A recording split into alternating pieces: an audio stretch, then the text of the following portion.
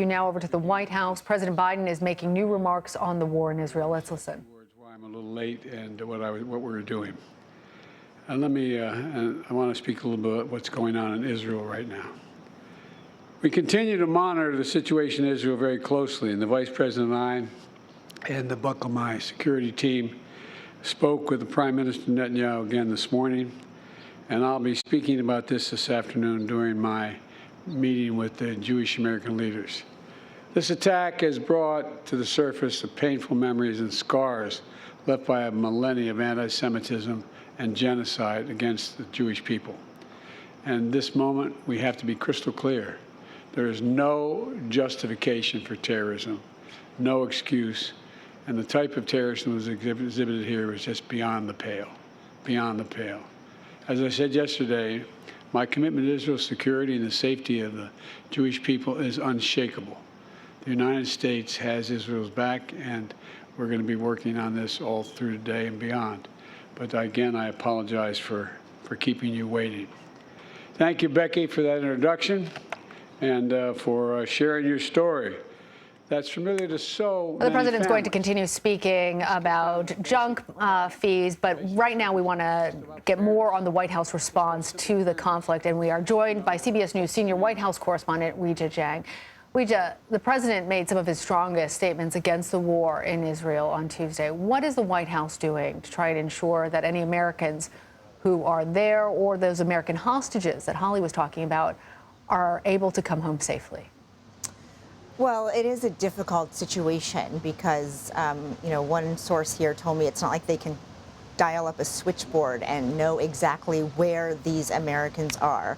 But we know the president has offered up assistance and has directed his team to share intelligence in an effort to try to help all the hostages, particularly those Americans, of course.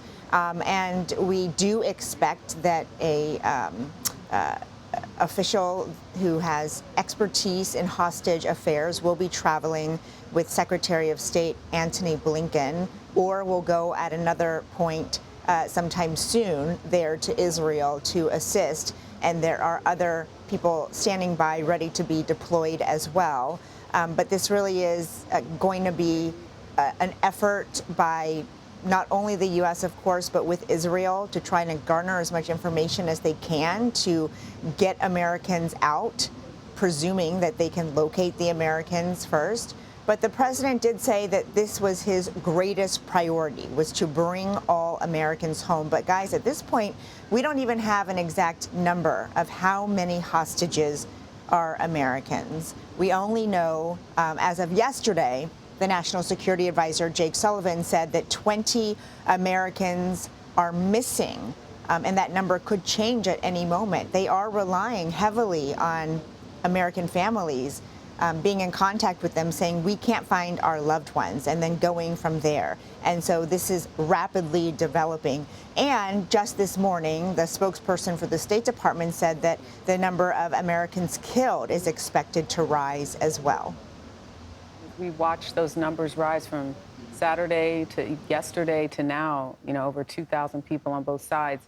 The president has made it crystal clear, as he said it, that there's no room for terrorism, obviously affected by what happened, calling it sheer evil.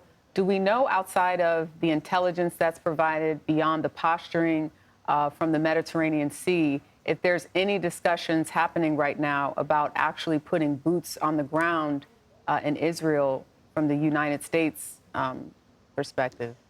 Well, the administration has not taken that off the table, but they stress that at this time there are no plans to put U.S. boots on the ground.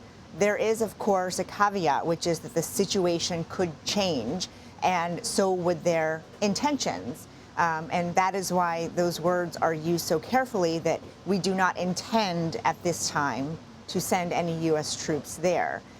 But certainly there could be contingency planning, because we do not know what is ahead. And I think that is the portion of this that officials have stressed, is that, they don't know exactly what will happen when a ground incursion begins.